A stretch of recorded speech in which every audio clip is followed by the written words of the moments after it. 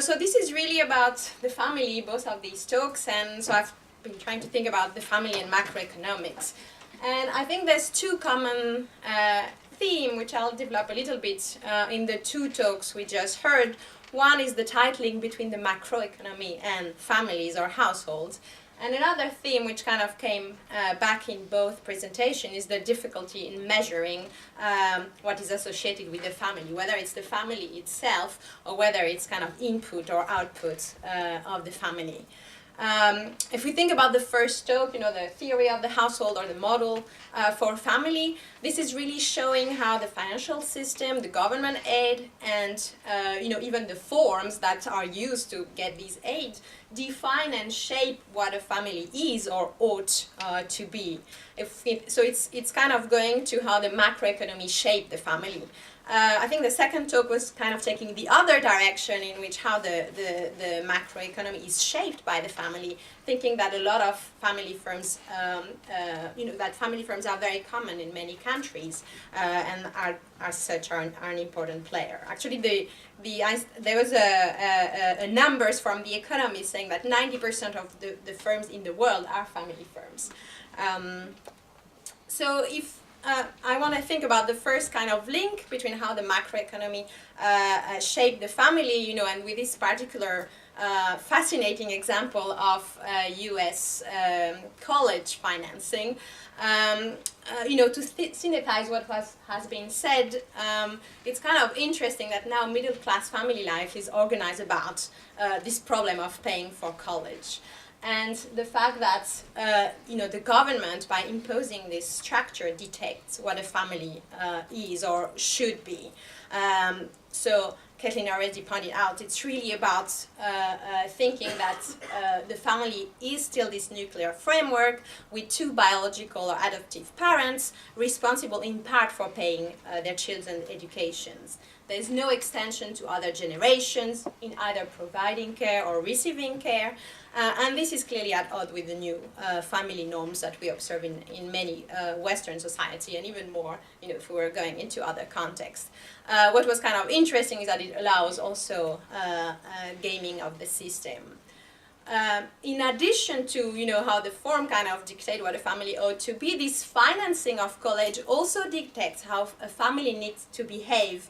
And so that goes even deeper into how the macroeconomy or the financial system influences what people have to do to achieve their goal. So there was a few examples in the talk. It requires really family to engage in this long-term planning because this is a considerable amount of money that needs to go into paying for college. It requires cooperation and power sharing between parents.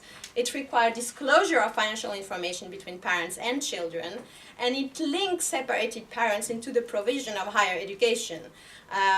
So, even though they want to be separated and go about different lives, they have to communicate and cooperate.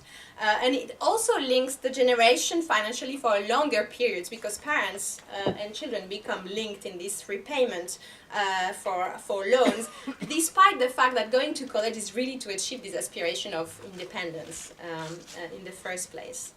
And there's something that was kind of in the paper, but not so much in the talk today, but I wanted to bring it up. It also means that these families are in the middle of what Caitlin called the social speculations, because parents and students really need to take a bet on the return to a college degree. This is, thinking that this will be beneficial for them, that they go into this financial debt. And it's kind of related to the earlier session on expectation that we've talked about. So this is something that I bring from my own research. Despite the centrality of expectation about the returns to education and so much debt going on, whether it's here in the UK or in the US or other countries with high tuition, there is a lot of evidence on misperception about the returns to a college degree, and also evidence that actually providing information about the returns improve accuracy. And I'm going just to put up some figures where this is data actually from New York Fed survey asking people what they think is the average college earnings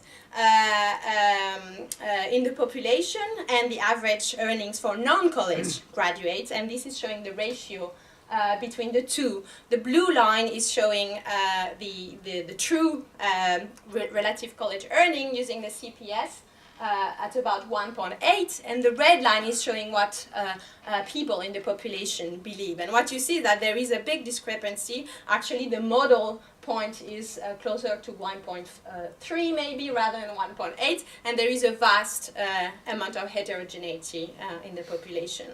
I have similar data for the UK, presented in a slightly different form.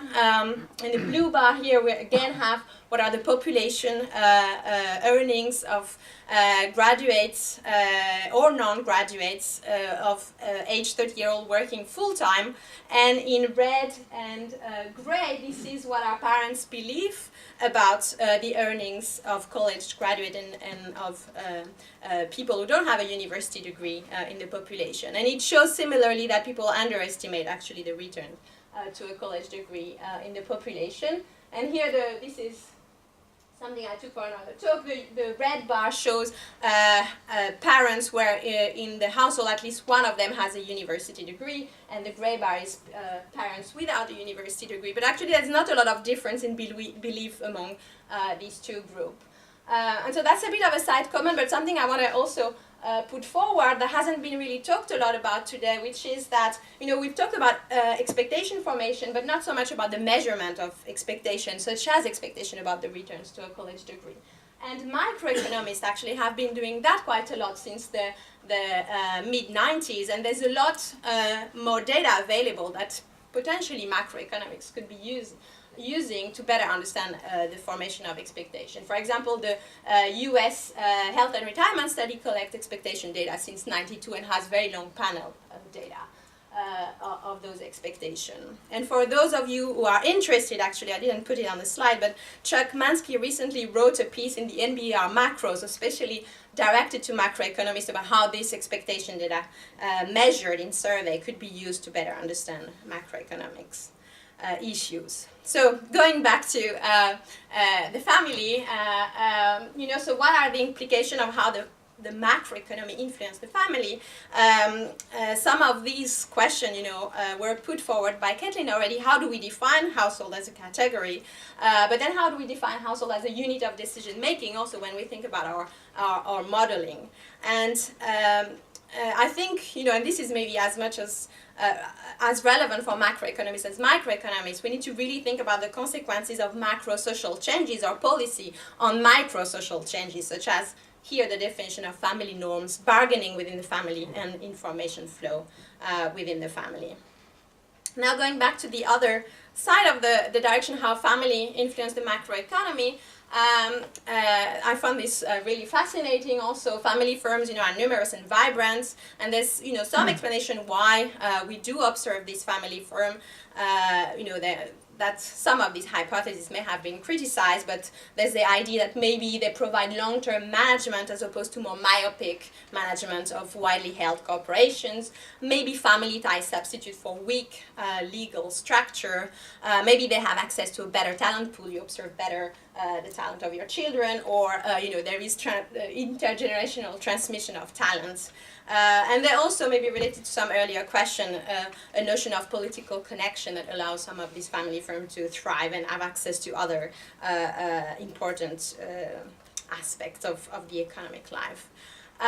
One thing that is important if we think about the repercussion for macroeconomics is whether these family firms operate differently. What I found quite interesting is that the evidence showing that important decisions of the firm, such as capital accumulation, reinvestment, firm expansion, diversification, or management organization, are shaped, of course, by economic goals such as profit maximization, but also another array of factors such as sentiments, commitment to the family, gender identity, and like in the same discussion we had earlier, do we want to put God into our macroeconomics model? I don't know if we want to put all of these feature in the decision-making process of firm, but if they're important enough, we might have to at least try to, and it's not an easy thing to do, but we might have tried to embed some of those aspects in the models. And so, what are the implications for rebuilding macroeconomics? some obvious are related to thinking about the measurement of this family from input and output. As Sylvia said, it's particularly difficult for input. There is underpaid or unpaid labor. It might be difficult to measure hours of work when there's no clear boundary between work life and family life. But then we might think, to go beyond the just counting side of things and think about bringing emotions, value, network into these objective functions, and need to take into consideration the kinships, which might be very context-specific. So it requires maybe this deep knowledge that other fields may be able to offer. And then I'll just finish with some other thoughts that I was having about how family or family economics and macroeconomics are intertwined and how it might be relevant.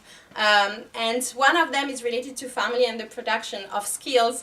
And this was prompted by looking at the website and seeing that, for example, automation was one of the hub or theme that the network was having. And there is, increasing evidence that tasks are becoming more automatic, and as a result, potentially of this, there is an associated increasing return to social skill, like being able to communicate, things that machine can't do, being creative. And what is important is that many of those social skills are actually acquired early in life within the family, and as a result, family may be playing an important role in the productivity in the future if we think that these social skills are going to be particularly important. And then also, kind of thinking about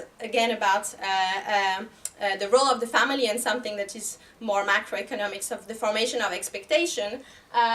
There is also a transmission potentially in the same way that we think about traits or social skills being going from one generation to the next about updating rules. We're not so clear about whether people are Bayesian or others. There's all these things, and that might be also very context, family specific in the sense that you transmit your heuristic to children, and you're likely to transmit information set as well. And so I thought that those was kind of maybe were interesting topics to put on. And I'll stop here, and thank you for everyone's patience to put up until the last talk.